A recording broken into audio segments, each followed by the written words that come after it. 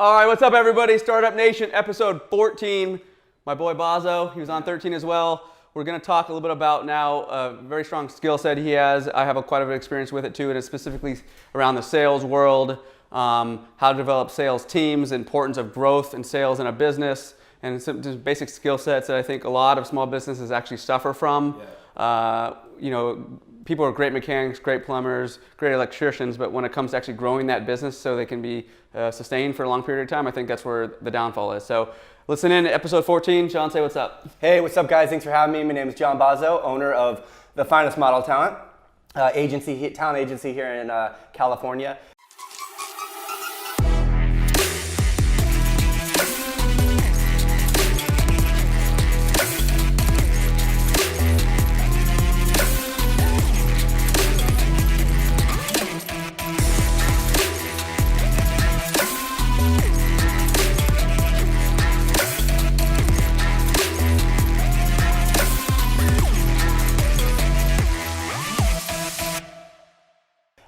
I think sales is one thing, especially for people that are entrepreneurs that are good at a trade that they more than likely probably don't focus on. Yeah.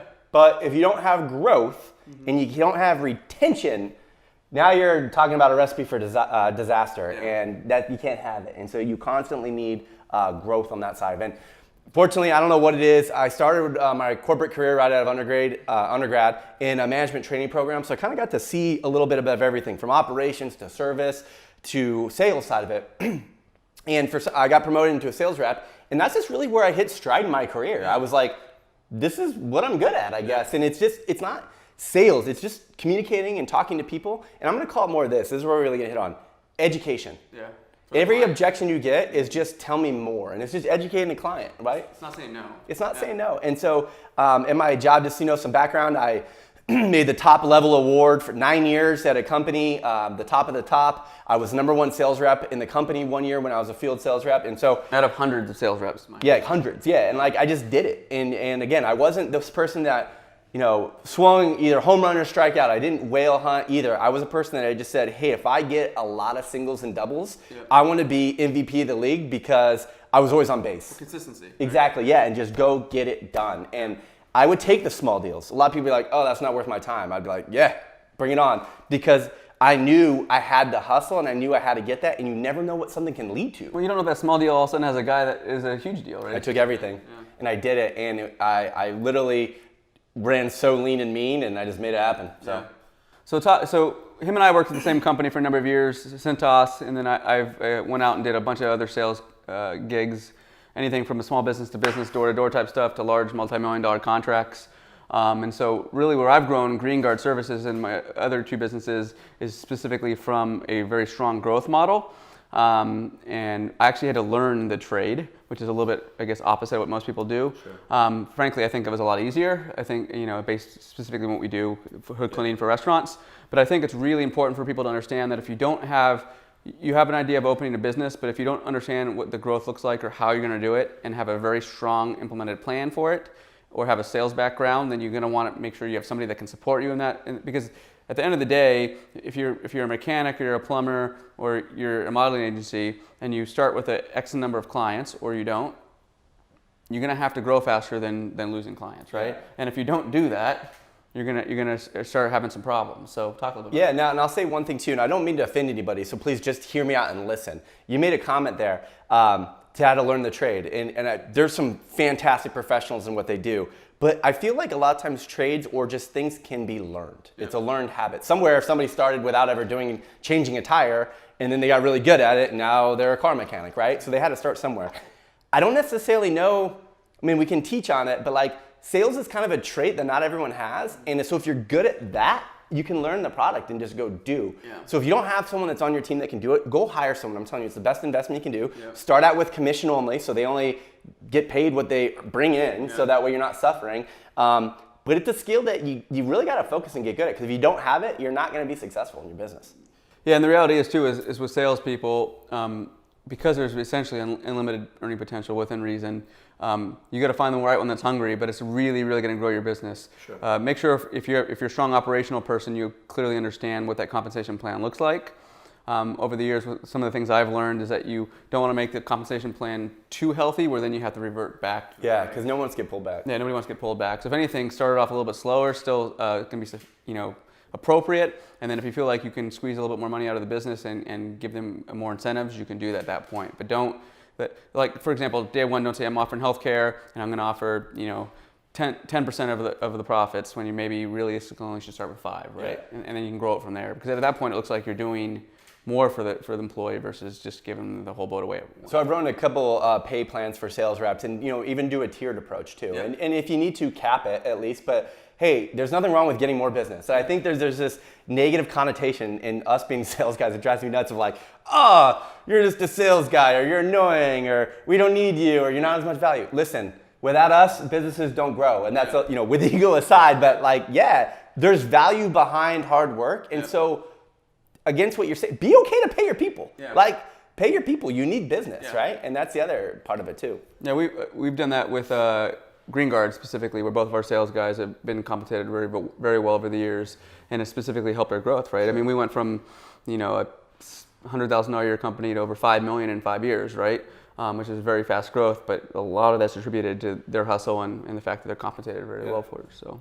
That's good. I mean, one thing I want to say, we can talk about this whole, I do a ton of sales training, and now that I left my corporate job, just real quick story, I was sales director over 2 large divisions at a Fortune 500 company, taught all new sales reps as they came in. We do a week-long sales training. It's basically called requirements-based selling, of what's required in the sales process. Good RBS. Yeah, and these are professionals, and this is what they do. Their whole job is outside sales. There's 2 types of sales. A farmer, where you plant seeds and let your crop grow. But then there's that hunter type of sales, where it's literally we don't eat unless we kill tonight. And that's basically the entrepreneurship side of sales. But we can say all these things and give all this training. It all boils down to one thing in sales. Just do it. Just ask the question. Ask for the business. We were joking around of you have these high profile sales reps that are doing these jobs that are getting paid, and these clients that they're meeting with that need the product. Just let's take a step outside the snow globe here for a second. There's things people need to survive. Yeah. There's society. There's a marketplace. People need to get their hoods cleaned at restaurants. It's the law, right? People need things.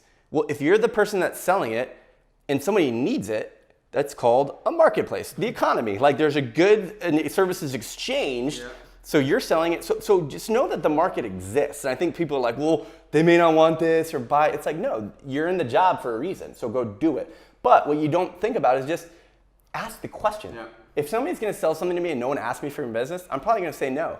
But if someone's not aggressive, but over the top of following up persistent and educates me, then I'm I want that person because they're asking the question. Yeah, get to know the client too. I think that's something that we focus on a lot. I actually, and I'm clearly, John and I, because of our sales experience, for me personally, I'm very critical of salespeople. Sure. So when they come into these doors, they probably don't know what they're coming into. Yeah, and you're testing them, quizzing them, giving them objections. I'm messing with them, but I had a woman the other day that would text me or email me 2 or 3 times on LinkedIn. I'm she's being persistent, so I'm fine, I'll just email her back. Here's my email. Tell me what's important to me, and I'll talk to you. She sends me this bullshit template email that says I don't even remember what it was. I think it was payroll or something that says, this is what we do. Our number one marketplace is healthcare. Yeah, and I'm so you're gonna tell me your number one place is healthcare, but that's not anything to do with what I'm. So you spent all the time to be persistent to give me some half-ass email, right? And so the fact is spend the time getting to know the client, what's important to them, listen to them very well, and then the reality is that at the very end. And he means it maybe a little bit different way than I do, but if you're a salesperson and you're in front of a client, what do you think they're expecting you to do? Yeah. Ask for the sale. Why'd they take the appointment? So why the hell would you be afraid to do that? Yeah. And you'd be surprised how many salespeople are going to say, hey, John, so what is it going to take for us to get this deal done today? Yeah. They're scared to do that, but versus what's the other side of it? Not getting the business anyways because you're not going to ask the question? Yeah. It doesn't make any sense. Exactly. Why are we there? And then we're just wasting our time. Yeah.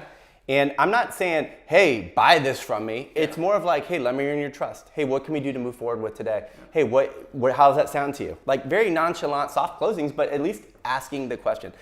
We'll go through some steps in the sales process in case you're wondering. I think anything like Nate said, get to know your client, but any way you really start out is, there's a whole nother topic of prospecting, right? So go get your clients. Yeah. But then once you get them, we'll start with that part of it, is building rapport. you have to ask business-related questions. And I think the key part here is don't ask yes or no. No. Because my answer to every yes or no question is no. It's open-ended questions. Yeah. Do you need this? No. But hey, how would this help your business run more efficiently? Yeah. Okay, now I'm opening up. Now I'm going to start talking, and now I'm going to give you more advice. So build rapport, ask broad, general business-related questions, and then really fine-tune it. And what your objective is in that point, in that stage of building rapport, is you want to find out what that client's buying motives are. Mm-hmm. Everyone has a buying motive. There's a reason why me and Nate are friends. I don't know what the buying motive that I hang out with him, but he's fun, he makes me laugh, we punch each other, but that's a buying motive, right? There's a reason why you do that. Everyone has a reason to buy, and don't assume it could be something why they want to buy, right? Go find it, and then once you identify it, sell to that. Don't be a show-me salesman who's like, here's my catalog, here's what I have to offer. Find out why they want to buy, and use that as the reason why they need your product. Well, a lot of salespeople, they'll say throw shit on a wall and see what sticks, right? And you don't want to do that, right? So what he's pointing out is the same thing with like when we go sell hood cleaning. You want to think most people are going to say, well, I want hood cleaning because I have to keep it safe and I have to do it. But there's a lot of people that actually might do it for different reasons. One of them is because they want to make sure that their kitchen's really clean. Yeah. And even though, frankly, the fact that it should be fire safe is the most important thing, it might not be for that person. And guess what? Respect the fact that that's what it is to them, relevant if you agree with it or not, and sell to that motive. And so don't assume things, right? Because it's, you might get 7 out of 10 people that have a very similar motive, and then the last 3 that don't. But why risk that? Just ask the questions and truly understand that client. That type of relationship is gonna be much more fruitful than just trying to sell the product and getting out of there too. Yeah, and the other thing to that, so once you build rapport and you find what those buying motives are, use references that are relevant to that person. Like Nate just gave that example, right? Like use other service-based references or restaurants in that thing. Yeah. But use references because, okay, great, here, why you want to sell, but what have you done, right? Like what have you done there? Who do you currently work with that's relevant to me? And I'm telling you, there's that psychology in your brain where it's like, oh, you know so-and-so? Yeah. Right? Like, think about striking up a conversation with someone and you're like, hey, what high school did you go to? Oh, I went to Rancho Cucamonga. No way, that's where I went. Or, no way, right? Now there's a connection. Yep. So you want to use a reference to that as well, too. So find your buying motives and references in that first stage of just building rapport. And you have to earn the right to ask for the business. That's the other thing. Yeah. No one just goes, and I relate dating and sales, so call me what you will, a crude or whatever, but like it's so similar. Yeah, like it is. Being in the dating world, it's like I would never just walk up to a girl and be like, hey, do you want to make out with me or do you want to go out? Like it doesn't work, right? Yeah. But you go up to them and you start asking questions and you get to know them and talk. Then you earn the right to take that next step of going on a date, right? And so you have to work to that point. And that makes that asking for the business that much easier because you've built that conversation with open-ended questions only to get them to talk, to identify what they're looking for. Don't ever ask a question you don't want to hear the answer no to. That's why it's open-ended, right? The other thing that he's bringing a good point up too is, and this goes a little bit in the prospecting, we won't get into it today because that could be another hour-long conversation, but you can pre-call plan a little bit on this. Yeah. Everybody sits there and goes through this like, 5 more appointments tomorrow, 5 more appointments tomorrow. It's like, maybe you should only have 3 and spend the time to do research on them. So find out what the people are interested in. Like for example, if you go into a restaurant and you notice that everybody uses Southern wine and spirits, get to know the reps because then they know the reps, right? Things like that, or eat at the restaurant and start talking about their food, right? Or research the website. All that stuff takes 5 or 10 minutes, but again, that builds a little bit of credibility to the fact that you actually give a shit about the client versus just coming in and saying, what do you do? You know how many times I've had a salesperson in front of me and says, so what do you guys do for a living? And you're like, are you kidding me right now? Know my business. You didn't even freaking look at my website? Like, what do you, why? Well, even to the restaurant, like maybe they're a high-end, fine dining, huge margin premium restaurant. Yeah. Okay, well, relate to that person and sell to them like, hey, you're not the cheapest. You're right, we're not the cheapest. Yeah. We're not the least expensive, but just like you, we provide value to our customers and we want to make sure we over the top deliver for you because that's what you do to your clients. But you're not going to have the same discussion with a taco shop. No, but if it's a quick turn, hey, we're lean on cash, great, we'll have our guys come in, right? And you're selling to that buying motive and that need that you're there.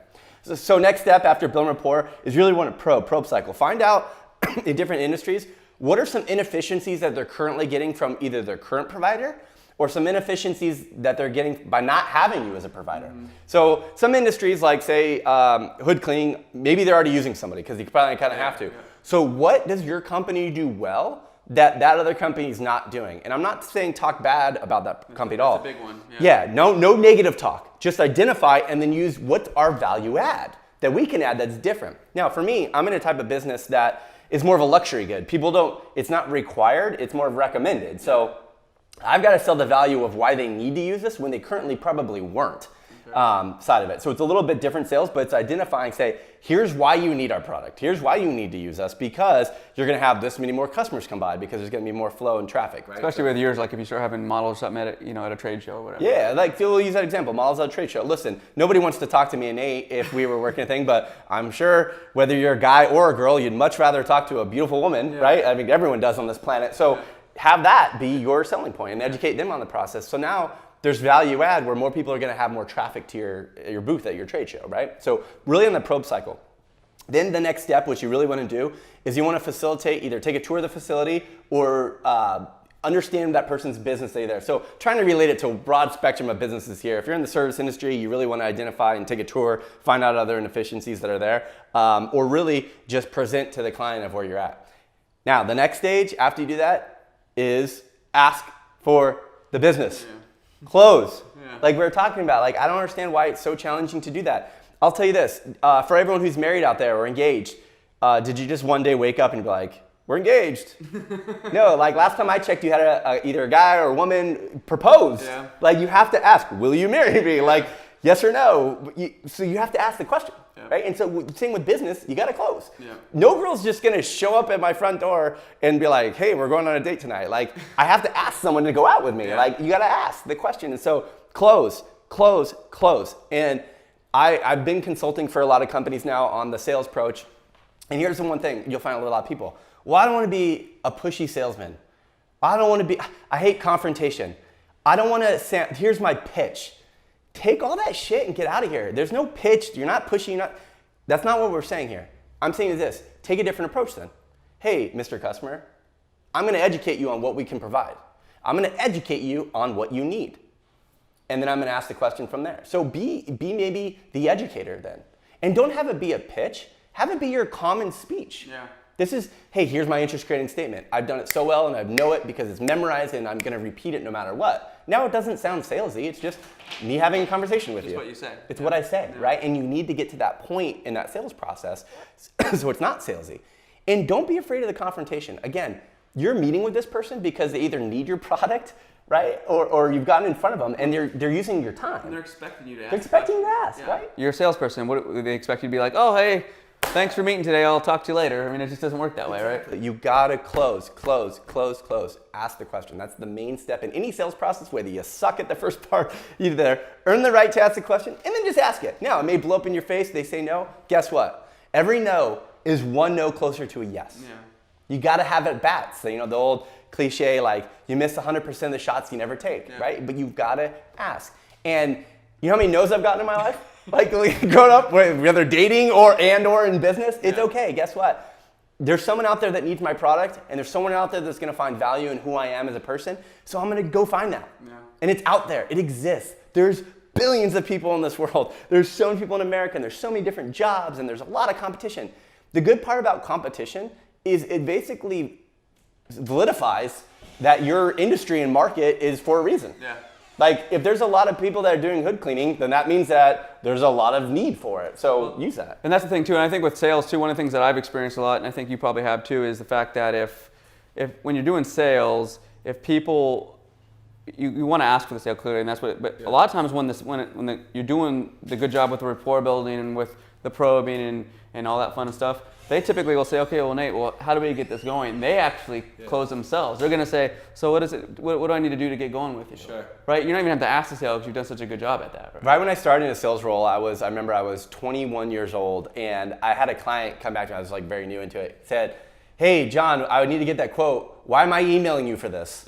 And I remember like it stuck with me. I'm like, you're right. Why are you emailing? This is my job. And so since then, it's like you should never have to have someone follow up with you. Like you should always constantly be saying, hey, here's my customers, and just touching base. Again, don't be annoying. Just throw out the softball. Touch base. Hey, out of sight, out of mind. And I'm telling you, especially in my industry, in the entertainment and Hollywood, if I'm not at these events, somebody else is. And they're having those conversations and they're there. So that's why I have to go and be at everything, because if I'm not in front of people are there. But guess what? If I just show up to something, whether I talk to anybody or not, people may see me and be like, oh yeah, he does that. Or like, oh yeah, good dude. Like I want to do business with him in some way, right? And so you want that, and you got to keep that good reputation. And I'm telling you, you're not going to please everyone, but keep them that good, clean reputation where people are like, yeah, I want to use you, or you should work for him, things like that. So, and then the last stage we want to get to after the close is handling objections. You're going to get objections. You're going to get told no. Here's what I want you to think about though. All that means is tell me more. Mm-hmm. There's a reason I'm either trying to get rid of you or there's something there, but tell me more. So my answer to every no that I always get, great. Here's why you need, here's why you move forward. So, hey, John, it's just not in our budget right now. Great, exactly why we should work for you, you should work with us. We're going to customize a program for you so that we can put together really fit in your budget and needs and really deliver what you want. Yeah. John, I just don't have time. Great, what better time to shop around right now while you're busy? Let's take that off your plate. Yeah. Right? Let's do this burn. No matter what, my answer is great. And it's empathizing. Yeah. Okay, like say, hey, I understand. I got it. I've been in your shoes. I've done it. I've been to 28 countries and I've traveled the world and been with multiple cultures just so I can relate to people. Yeah. So, hey, great. I completely understand. Listen, I was in a startup company too. I did it. I understand what your struggles. Is that the only reason that is keeping you from moving forward? Let me clarify. Is that the reason what's there? So we're empathizing. We can clarify. And then we'll isolate. Hey, so Nate, if we take care of that, we're isolating that one point. Is there any reason why we can't move forward? So you see what he's doing there is you empathize so they understand that you're not just not giving a shit about it. Yeah. Then you clarifying what the actual problem is, because sometimes what they're telling you is really not what they're telling you. Yeah. They're saying, I don't like to sign contracts. Well, you're like, then you say, is it specifically the contract? So if we don't need to sign anything, can we move forward at least? Yeah, and then you say, is it only the fact that you're signing a 2-year contract versus a 1-year contract? Sure. Yes, okay, so if I change it to a 1-year contract, are you willing to move forward, right? Sure. And so you're going through those 4 steps, empathize, clarify, isolate, and then you respond to it. You respond by asking for the business again. Yeah. Yeah. And then you respond again, yeah. And it's always coming back to, great, is that something we can move forward with? Or great, how does that sound? Something to that point where I'm constantly ending it on closing and letting them decide. Now, ultimately, you're not going to get every sale. We know that, right? If we did, we'd all be billionaires and everything. But at the same time, you've got to finally get to that point where you keep asking, and everything's off the table. If they're not the decision maker, then you didn't find the right person to talk to. If there's time or money or issue, find a reason and clarify it, because if we can move that little thing, maybe it's a condition, but if we can move that condition out of the way, hey, I wanted to go out with you. I live in Orange County and you're in San Diego. Oh, the traffic, it's too long. Okay, so is the traffic the only thing keeping us from hanging out later? Yeah, I hate driving in traffic. Great. Well, guess what? I have a private jet. Would you, if I could fly you up to Orange County, would you come out with me? Yeah. I mean, yeah, if I could be there. Okay, great. That was the thing that was keeping you from seeing me, right? It was time. So fix that. But then come back with that response. I'm telling you, just ask the question. You need to do it. Whether I'm that little voice in your head that says, oh no, I'm scared, but you finally just ask it, then you get one sale, then I did my job, right? And that's what I want. The thing is, if you follow these basic steps, I'm going to tell you, you're going to be more advanced than probably 90% of the salespeople out there. There's a lot of really bad salespeople out there. Dude, famous scene is out of Tommy Boy when they're going around selling the brake pads, and he's like, no. Great, well, see you later, right? It's like ready to go. It's like you just traveled there, you sat down, you presented, you wasted all this time, and people are like, well, see you later. God damn. That happened to me the other day. So I own a credit card processing business. For anybody that needs credit card processing out there, I haven't really advertised it a ton. It's primarily focused for all the 2,000 restaurants we service, but we've had a lot of vendors and stuff ask about it. Yeah. And I was at my dry cleaners the other day, and this dude, it smells like cigarette smoke, walked in, like his shirt's untucked, he's all heavy. And he's like, hey, you guys interested in saving some money on credit card processing? And they're like, no, we're good, we're busy. Okay, see you later, and walked out. I'm like, what the fuck? I thought that was the only thing on television. And he literally did that. He's just a sloppy asshole. And I'm like, you are miserable. And that's who I'm competing against. I'm like, hell yeah. I got all excited. That's who I'm competing against. I started doing jumping jacks. You would do that. That's very good. It was pretty funny. Yeah. So this process, again, it's just asking the question and being okay with the no too. Have that thick skin, but it takes time to develop it. It's uncomfortable. Listen, no one likes rejection. I think in the human psyche, we don't like rejection, so then we shy away from asking things because I don't want the answer to be no. Yep. But I'll tell you this, here's what I want you to have.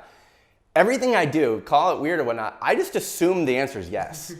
I just do. Maybe it's good or bad. I'm a glass half full kind of guy. So when I go into asking a question, it's like, I just know the answer is going to be yes. So I ask it in a way where it's like, hey, Nate, later on today I'm going to be in Pacific Beach. You're going out with a ton of friends. What time do you want me to pick you up? 6 or 7? I'm assuming the answer is yeah. Because if I assume the answer is no, then the answer is going to be no. Your voice inflection, your body language, everything. Right? Yeah. I'm not talking ego. being hungry and humble. And I think that's the key part is humility. I'm teaching one sales rep right now for a real estate company my buddy owns in Orange County area. And he's just like very aggressive. And I'm like, dude, that's great, but you have to be emotionally intelligent. You're gonna have different audiences. So come at it from a very humble approach of, listen, I wanna earn your business. I wanna earn your trust. Give me the opportunity to meet with me so I can earn your trust. Hey, let us show you what we can do. Let's do a small portion, move forward, and show you how I can work. Right? Like a very humble side of let me earn your business versus to you giving me something. No one wants, like they're entitled to it or something. Yeah, no one wants to be sold, but people like to buy. Like, here's what I can offer you. Let's go. Let's do business, right? Give me a shot. Well, the reality is most people buy because of you, not the actual service, especially if it's a commoditized type of service, right? Sure. And so they're going to say, well, I like working with John. That's the reason why I'm. Sure. Yeah, you're selling me, especially in the industry I'm in. It's about like people relationships. It's all about relationships. There's the models and dancers and actors come and go, but it's a matter of like, who do I have that relationship? What company? Well, and the reality is too is no matter how good your service or product is, no matter what, if they don't like you as a person, they're not buying. Yeah. Unless they like you monopolize the industry and they need you. Yeah, the exceptions of course, but yeah. So it doesn't. If you have one of the best services out there, but you're a shithead, then good luck. Don't. Yeah. Well, I'm sorry, I can't help you. I need humble, good people to work with on this side. So yeah, it's just really ask a question. I would say this though. Here's something to think about. I think everyone's motivated by 4 main things, and I want you to identify what 4 things you're motivated by. And there's no right or wrong answer. So take a pen and paper for a second and think about this. Okay. Now there's thousands of things out there, but we really want to try to lump it into 4 categories. Okay. Now you 10 years ago is going to be different than you 10 years from now on what motivates you. Sure. But this is a good exercise to go through and go out to a sales approach because then I can back end engineer where you need to be. Okay. Number 1, compensation. Okay, do I need money? Am I doing this because compensation is my driver? All I care about is money, money, money, money. I want to do it, right? Maybe that is. I don't know, but just rank these 1 through 4. 1, compensation. 2, recognition. Am I a company where I like to be recognized? Am I in a job where I like to be recognized? Does it make me feel good? Is it necessary? Yeah. Important, 3, upward mobility. Am I doing what I need to do because I want to get promoted? Not only in the company, but like in life. Do I need to move up? Am I okay where I'm at, or financially do I want gains? And then 4th, stability. Do I need stable, or do I want that edge of constantly needing more? I think it's good to have 98% comfort, but there needs to be that little 2% anxiety when you go to bed at night of like, did I do everything I should have done, right? Like, especially as an entrepreneur in Startup Nation. So those 4 things, no right or wrong, but rank those 1 through 4. 1 being what motivates you the most, and 4 being just kind of what motivates you the least right now. And then once you have that idea of like, hey, recognition's my number 1 thing in my company. I'm just starting out, whether I'm an entrepreneur or work for a company, then work towards, okay, if I achieve these goals, I'll get these awards. And again, ego aside, get these awards, then the comp will come. Then I'll have a stable job and I'll get promoted, right? And so at a young age, my whole thing was like, make President's Club, period. It wasn't the money, it was just It wasn't. I made less commission because I sold smaller jobs than if I would have made more commission. But I knew if I sold a lot of those small jobs, I would have got recognized. And recognized, I made more. Upward mobility. Upward mobility, right? Like there was more things to it. So find what identifies you in sales, and it worked out. Now, if it's all about compensation, great. How do you maximize your pay plan then? And then sell to that, if that's your thing. That's it, right? So I think that's the key part in regards to a sales approach. But you've got to have growth. You've got to go out and do it. Trust me, again, there's times where I just don't want to, or I think I'm good, but you never know who you're going to meet. You're never going to know who to know. So get out of your mind that you're in sales or that you're constantly selling. But guess what? We all kind of selling. You're selling yourself to your husband and wife every day why they should stay with you. Somebody you meet in a meeting or something. Yeah, like everyone judges. We're animals, we're humans, we're gonna judge, but have it be a judge of like, okay, cool, let's do business, right? And so from there, identify what you need. You gotta have growth, constantly be networking. Know that somebody's always watching. Know that, by the way, too. Brand yourself correctly, and then just ask the question. That's all I'm asking you to do. I'm asking you to ask the question. Go do it. Let's go. Make it happen. So today's episode 14 was about sales and growth in a business. John has taught hundreds and hundreds, if not thousands, of sales reps over his career. And him and I were involved in the sales capacity together at one point. And having those types of skills and some of those methods that he taught you today, I think will be extremely helpful. Look him up at thefinestmodeltalent.com, at thefinestmodeltalent on Instagram, www.thefinestmodeltalent.com as well too. Love to earn your business. entrepreneur, owner of the agency, California state licensed agent, anywhere from actors, actresses, models, dancers, guys, girls, you name it, music videos, commercials, promo models, staffing for either small parties to large events, bartenders, bar service girls, DJs. I have performers. We're moving the music industry now, so we're hopefully going on tour soon with some bands. It's gonna be awesome, and that's like my passion. I absolutely love connecting people and networking, and that's fun for me. And so if I can do that and make magic happen and get people together, that's like, I love my life, and that's why I'm an agent. That's what I do. So Episode 14, Sales, Startup Nation. Good looking out. Listen up, guys. boom.